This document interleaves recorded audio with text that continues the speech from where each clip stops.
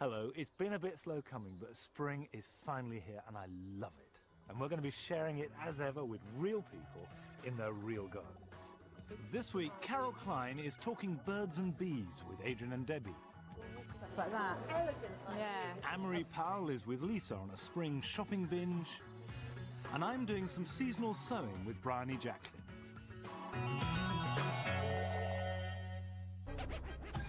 Lisa Jacobson took on her tiny Harrow garden when she and her husband Dominic bought the house 18 months ago. With 2 young children, Lisa doesn't get much time for gardening, but she does want to turn the plot into a child-friendly space that the family can enjoy. With Anne-Marie's help, she's already opened up the garden and transformed what was a rotten old shed. The last time Anne-Marie was here, we made the playhouse, which is excellent. We've had a great fun with it. Then we go for a cup of tea, shall we? So Sophia's first reaction was flowers, and then playhouse. Hello! Hello! Now Lisa is longing to get on with her next project, widening her flower border. She's made a good start by stripping the turf, and now she's ready for some advice from Anne-Marie. Well, looks like you've been busy. Yeah, a little bit, yeah. Why have you decided to do this? I've been desperate to widen this border because that border has been stressing me out since I've been here. It's far too small, so at last I've widened it. So it sounds like you know what you want to put in there. Well, I do like cottage garden plants. I just tall structural plants, lupins, red hot pokers, that sort of thing, really. Yeah. So do you like staking and deadheading and feeding and watering and? Not really, no.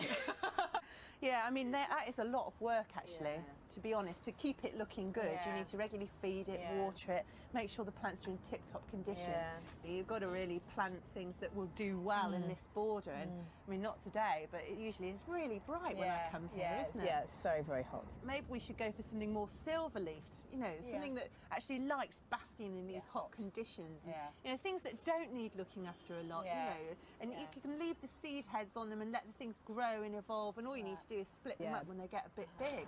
So the plan is to start again. Lisa's clearing everything out of the old border while I make a holding bed. Some of what we take out can be included in our new planting scheme of low-maintenance, sun-loving plants, which we're going to go off and choose.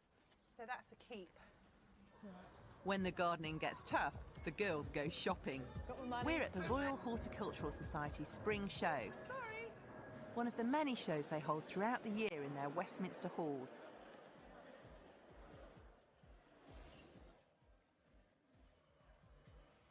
Oh, you had in the other one.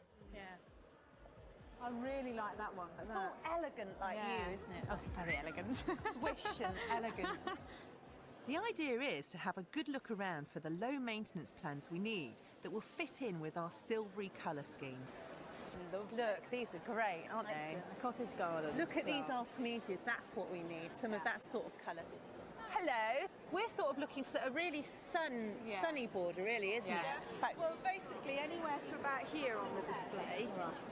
it's nice to see that you've got more than just the purple heucheras here as well. Yes, everybody's into the purple heucheras. I mean, this is lovely, it's plum pudding. But that one there, raspberry regal with the green leaf, and then it's lovely, tall, upright red flowers is great. Once the flowers have sort of gone over, they still stay there as an architectural feature, so you can leave them and they look as though they're dried. I like these. They're quite good to go in the back of the border because they're out early in the year, and then you can have later summer stuff going over That's the a top good of them. tip. Right. That's And a that really way they good get tip. shaded, which is what they like. So if you've got a sunny border, you can still grow them with something else shading them in the summer. We'll come back to these later, but there's plenty more to check out, including some bold structural plants.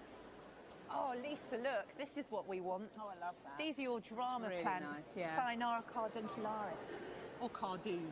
And that'll get massive, it'll Yeah. get taller than me. Oh, wow. Excellent. Impact. Yeah. And there's a lot of other things on here that we like as well, Yes. isn't there? Because I noticed you've got eryngiums as well Yeah, over yeah, there, which yeah, we definitely want some of those. Well, you mentioned that you were into sort of sunny, well-drained spots. Yeah. Eryngiums, of course, are classics for that. I mean, they're Southern European natives. Gorgeous. That's a perennial.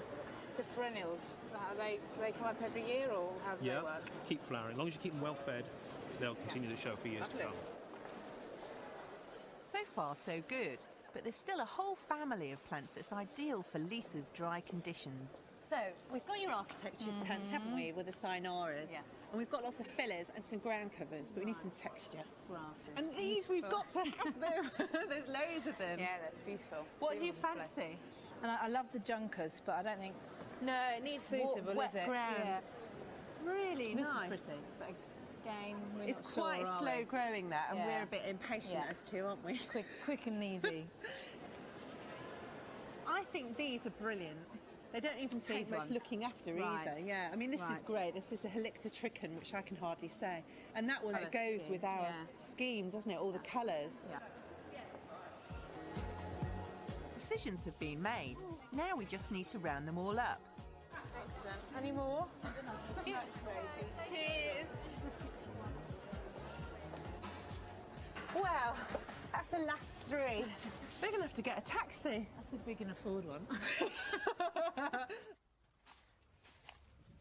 Well, we did well, didn't we? Loads of beautiful plants.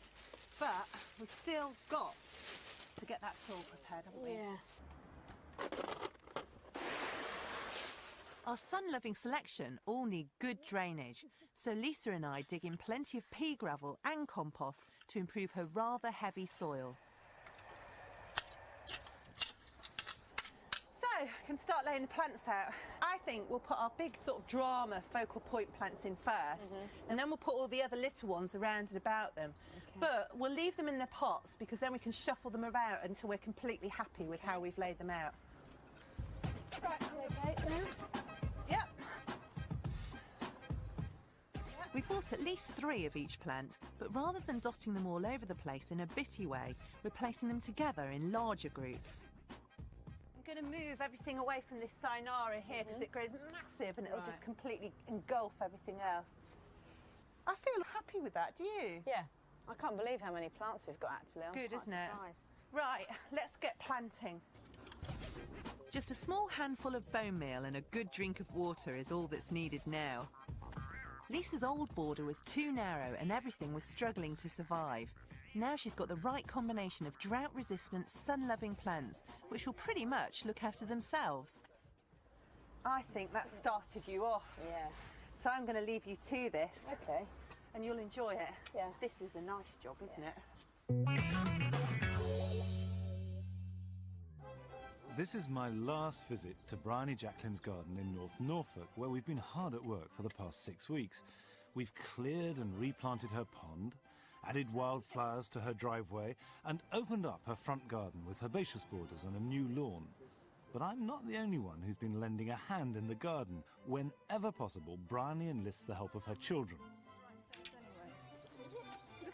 They say, oh, kids hate gardening, but you've got to find jobs that they like doing, jobs that are meaningful. It's no good saying, do the weeding, because plants and weeds look just the same to kids. So you've got to give them tiny little jobs that they can achieve. I like planting flowers because then the soil gets on my hands and then I get all dirty. Sometimes me and Helena cut the heads off daffodils, and sometimes there's earwigs inside, and sometimes I go like that. Bryony's eldest daughter, Freya's big project, is the herb garden, which she began 3 years ago when she was 9. She wrote it all up as a school assignment, and she's continued working on it ever since. What you doing? I'm digging out some of the tarragon because tarragon's quite a tall herb and that's meant to be further in the middle because our design was that we have smaller things around the edges and we have them going upwards into sort of like a pyramid shape. The herb's getting taller and taller with a crab apple in the middle.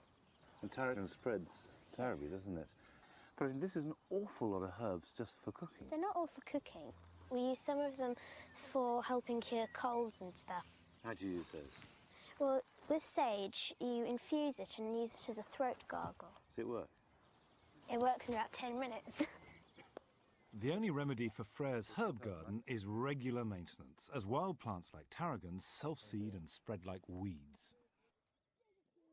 Now, I see you've got this lemon balm, which in my garden is a real thug. Do you want to get rid of it, or are you happy to let that take over? I think we should get rid of it because there's an alchemilla here in between them and that's getting throttled. Look at the way the water hangs on the leaves. I know, I like that. Very beautiful. And what do you grow the Alchemilla for? It cures diarrhea and boils. Well, that seems to be a very good reason why you should grow it. What do you want to put in there now? Some bergamot, Mum. If you put all three in, you'll have a good show. Yeah. Oh, lovely. So did these come from seed or cutting? It was cuttings taken in the autumn. I do cuttings of quite a few things to make sure they overwinter all right. Oh, it smells distinctly orangey. Orange peel.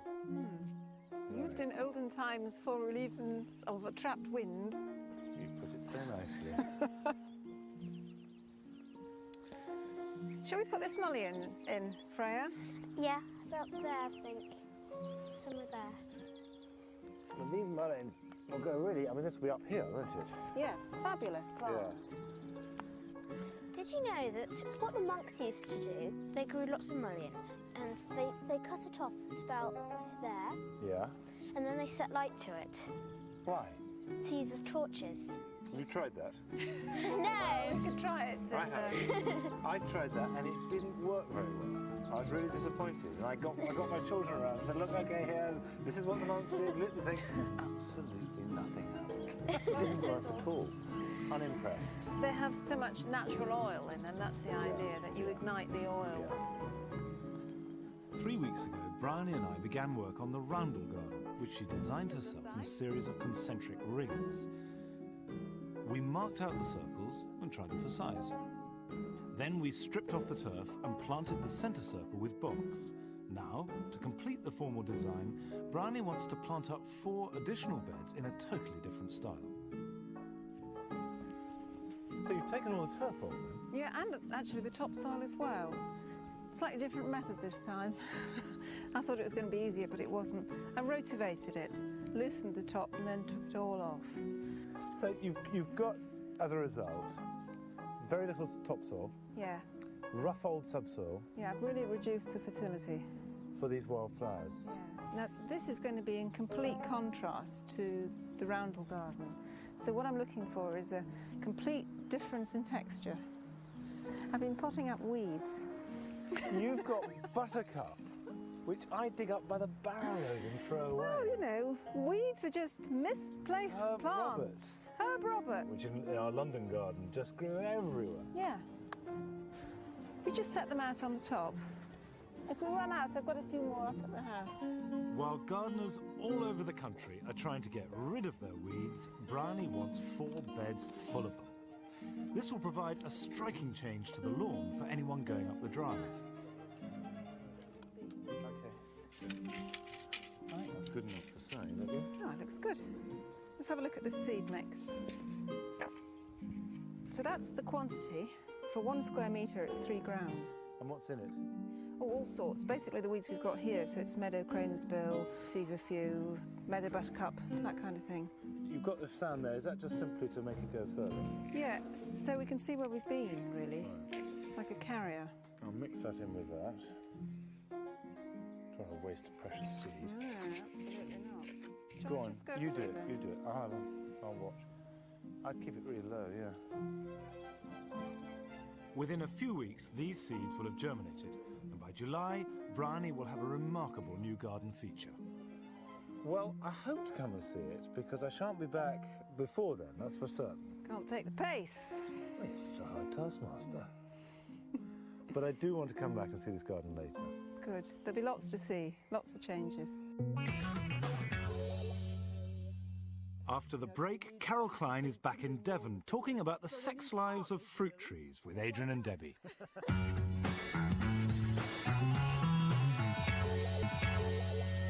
Welcome back.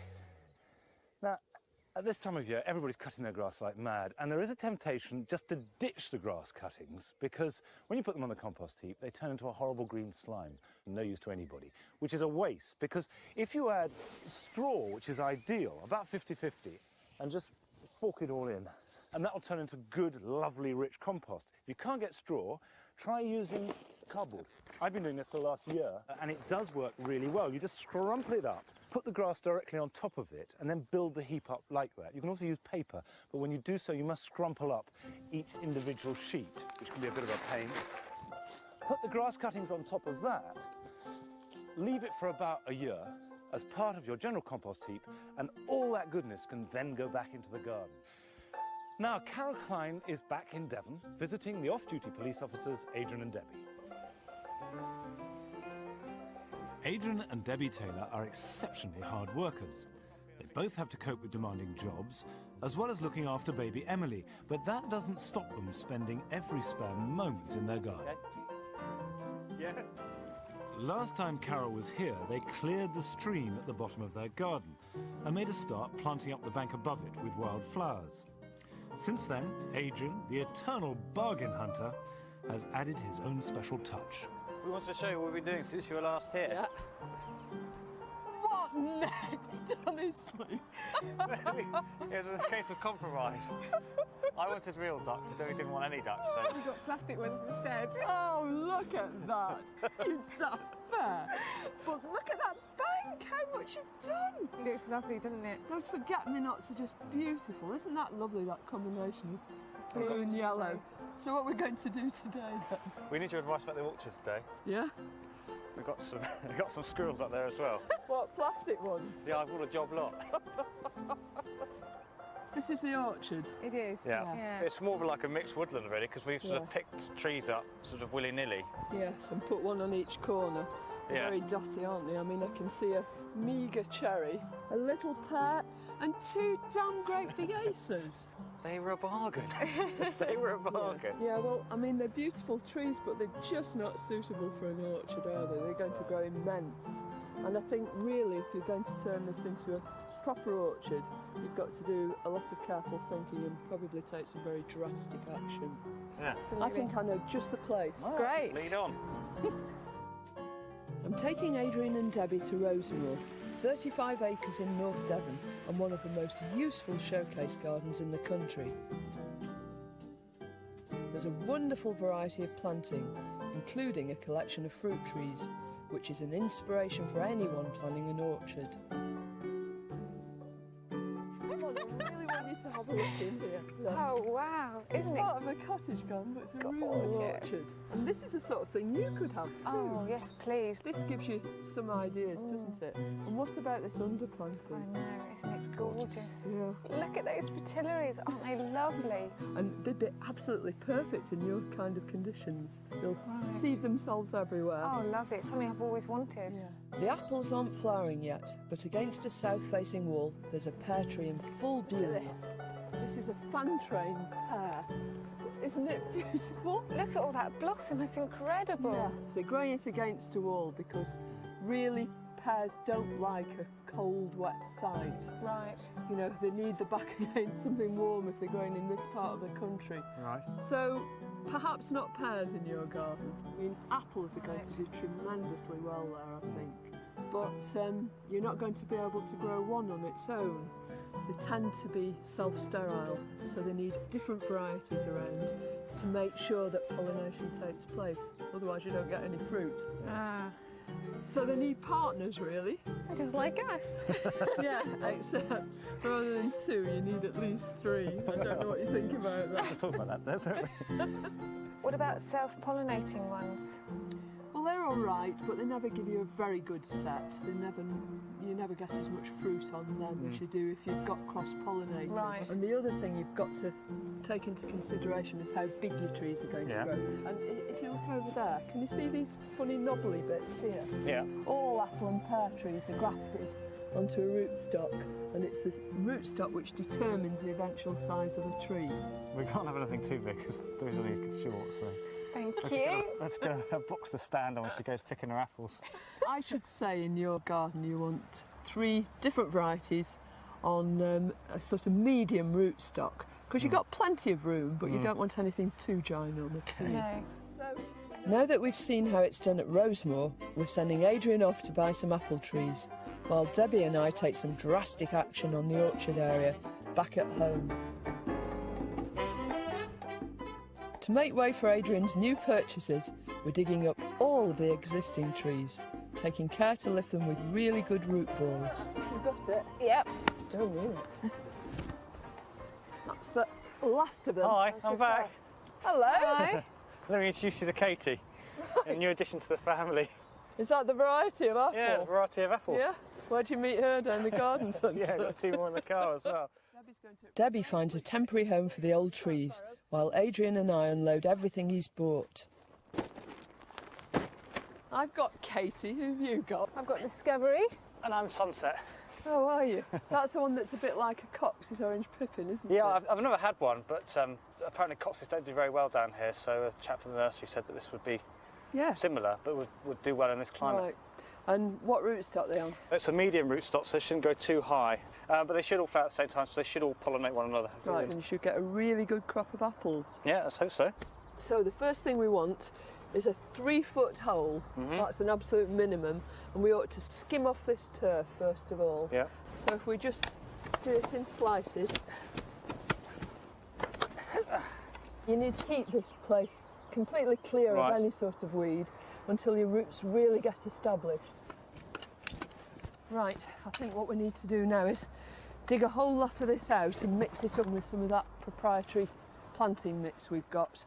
Bit at a time. Okay, you tell me when. Sorry, I've got it. It's like cake mixture, isn't it? Go on. The planting mixture is similar to the compost the trees are grown in, and combining it with the soil will help the young trees to establish themselves. Nice big spadeful in there. A sprinkling of bone meal will also get them off to a good start. You're the only one who's wearing gloves, that's brilliant. Oh, look at that. Lovely root system. So bung it in the hole, Deb. There's one really important thing we've got to do, and that is stake your little tree. A lot of people don't bother staking trees, but you're on a windy site and you want it to establish well. It would really be advisable, and especially with such a young tree, help it get... Yeah, you could do it upright like that, but I think it might be better if you do it to the side, and then you're against the prevailing wind and it'll support it. That's great. That's wonderful. I think I can hear your baby crying. Yeah, you're doing such a grand job. I'm going to leave you guys and I'm going to go and get Emily. All right? Right, okay. Give her a big kiss for me. Yeah, and me. See you in a bit. That looks great. After securing the stake with a tie, it's just a matter of filling the hole with the planting mixture, gently firming it down and finishing off with a thick layer of manure. This mulch is going to do 2 things. It's going to suppress the weeds and it's going to retain the moisture. And we mustn't cover this rootstock either with soil or mulch. Now that we've got a system going, it takes no time at all to plant the other 2 trees. Wow, haven't you been busy? They look fantastic. Oh, they look really good. Well, isn't it lovely? You've got an orchard. And Debbie, before I forget, you know at Rosemary, you always said you always wanted a particular plant. Yeah. Well, I have searched high and low for you today. Close your eyes. Little snakehead fritillary. Oh, that is beautiful. Look at that. What do you think of that, Emily? Yes, lovely. Well, that's all we've got time for this week. Next week, Anne-Marie is getting a bit bogged down with Mike and Alison, and Carol is carting compost with Diana. And I'm visiting a brand new garden, so I'll see you then. Bye-bye.